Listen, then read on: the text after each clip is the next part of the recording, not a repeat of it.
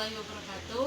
Kami dari kelompok 9 ingin menjelaskan tentang populasi, sampel, dan parameter. Di sini saya Dwi Agustin sebagai pemateri pertama, rekan saya Tri Putri Handayani sebagai pemateri kedua, dan Dwi Nur Adina sebagai pemateri ketiga. Di sini saya Dwi Agustin sebagai pemateri pertama ingin menjelaskan tentang populasi.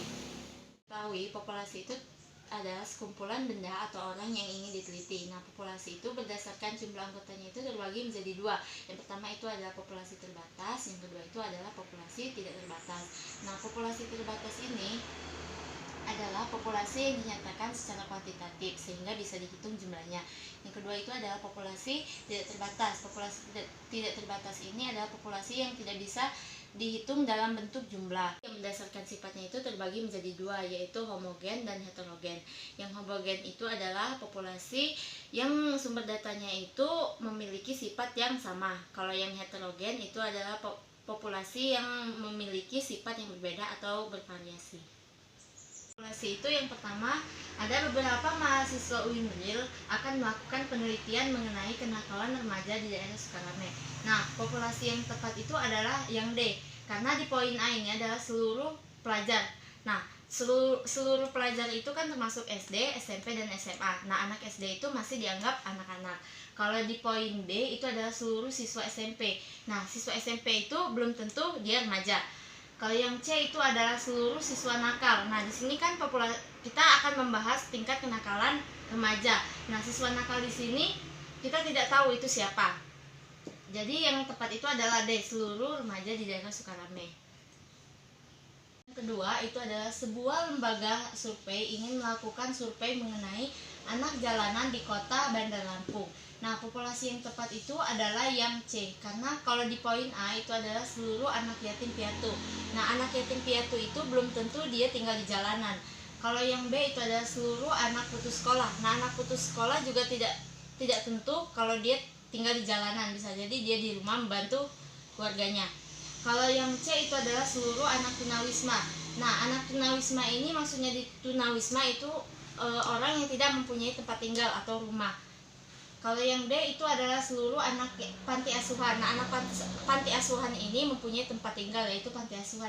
Jadi yang tepat itu adalah yang C, seluruh anak tunawisma. Baiklah, saya Tri Putri Handayani, saya akan menjelaskan mengenai sampel. Sampel adalah bagian dari suatu populasi, baik jumlah maupun karakternya. Sampel digunakan untuk memudahkan kegiatan penelitian tanpa mengurangi makna populasi itu sendiri, seperti dapat menghemat biaya, waktu, dan juga tenaga.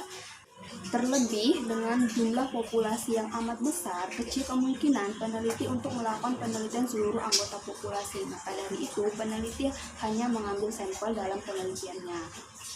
Pengambilan sampel atau dikenal dengan sampling atau teknik sampling itu secara umum dibagi menjadi dua, yaitu adalah probability sampling dan juga non-probability sampling.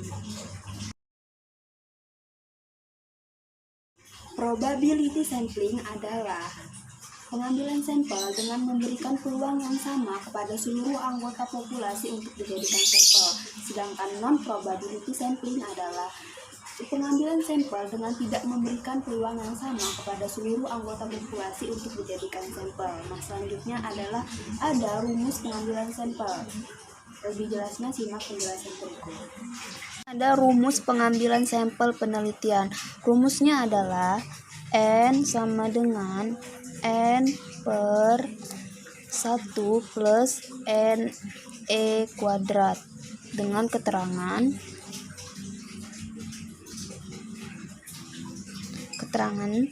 N adalah jumlah sampel.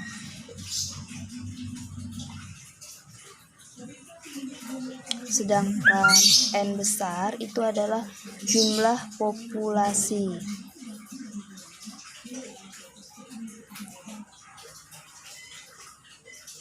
Dan E adalah batas toleransi kekeliruan.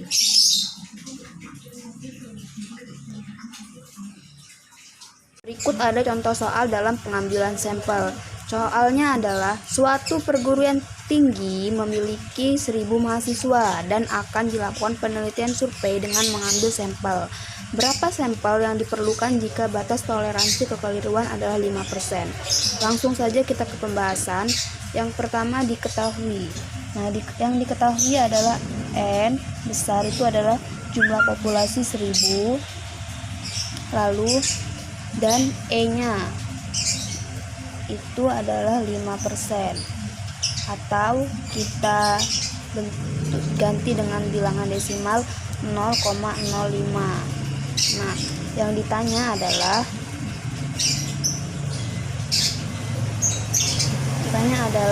N atau jumlah sampel. Langsung saja kita jawab.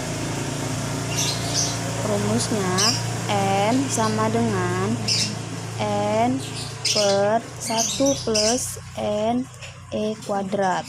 Nah, tadi N-nya adalah 1.000. Lalu 1 ditambah N-nya 1.000, lalu E-nya 0,05 dikuadratkan.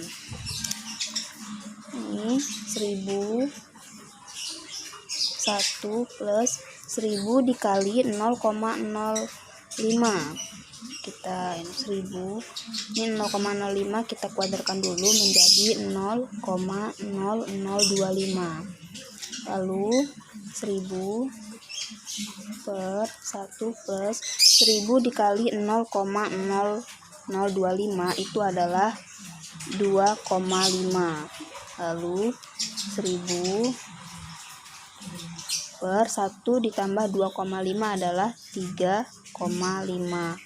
Lalu 1.000 dibagi 3,5 adalah 285,7, atau kita bisa bulatkan menjadi 286.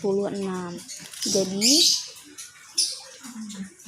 sampel contoh soal tadi itu kita dapat hasil 286. Nah, maka dari itu sampel yang diperlukan adalah 286 dari 1.000 mahasiswa. Itu tadi penjelasan tentang sampel. Selanjutnya akan dijelaskan oleh rekan saya Dwi Nur Azizah. Saya Dwi Nur Azizah akan menjelaskan tentang parameter statistik. Parameter statistik adalah karakteristik dari hasil pengukuran suatu objek. Pengukuran parameter statistik dihitung dari data, sampel, dan populasi. Sedangkan statistik adalah sekumpulan angka-angka yang dapat memberikan gambaran mengenai keadaan suatu gejala. Parameter adalah sekumpulan angka-angka yang dapat memberikan gambaran mengenai suatu keadaan atau gejala. Yang membedakan statistik dan parameter adalah data awal yang diolah untuk menjadi informasi. Statistik menggunakan sampel sebagai data awal, sedangkan parameter menggunakan populasi untuk data awal. Untuk lebih memahami apa itu parameter dan statistik, nah, kita bisa melihat dari contoh kasusnya. Kasus yang pertama, kita ingin mengetahui rata-rata tinggi badan mahasiswa UIN Raden Bintan Lampung yang berjumlah 50.000 mahasiswa. Karena untuk mengukur 50.000 mahasiswa memerlukan waktu dan tenaga yang sangat banyak, maka kita bisa memilih beberapa yang dianggap mewakili 50.000 mahasiswa tersebut. Nah, populasi dari kejadian tersebut adalah 50.000 mahasiswa. Sampelnya adalah 1.000 mahasiswa yang diukur, dan rata-rata yang diperoleh dari pengukuran 1.000 mahasiswa tersebut merupakan rata-rata statistik. Untuk kasus yang kedua, kita ingin mengetahui rata-rata pendapatan kepala keluarga di suatu perumahan yang jumlahnya 20 kakak. Populasinya adalah 20 kakak yang berada di perumahan tersebut. Karena jumlah populasi yang hanya 20, jadi kita bisa menghitung langsung rata-rata dari data populasi. Nah, rata-rata tersebut merupakan rata-rata dari parameter. Nah, itu tadi contoh kasus yang kita temui tentang kapan kita menggunakan parameter dan kapan kita menggunakan statistik. Dari contoh tersebut kita dapat menarik kesimpulan bahwa parameter dapat digunakan jika memungkinkan untuk pengukuran semua objek yang akan kita teliti. Biasanya, parameter digunakan jika populasi dari objek kita cenderung lebih sedikit. Jika populasi dari objek kajian kita tidak memungkinkan untuk diukur semuanya, maka kita dapat menggunakan statistik yang hanya memerlukan ukuran sampel untuk mendekati ukuran populasi. Namun, yang perlu kita ketahui adalah tidak semua kasus di mana objek kajiannya banyak menggunakan statistik. Kalau dia mengukur seluruh populasi dari objek kajian, maka yang digunakan tetaplah parameter, walaupun kasus tersebut itu sangatlah jarang terjadi. Dari kami, apabila ada kesalahan kami mohon maaf, kepada Allah kami mohon ampun. Kami akhiri, wassalamualaikum warahmatullahi wabarakatuh.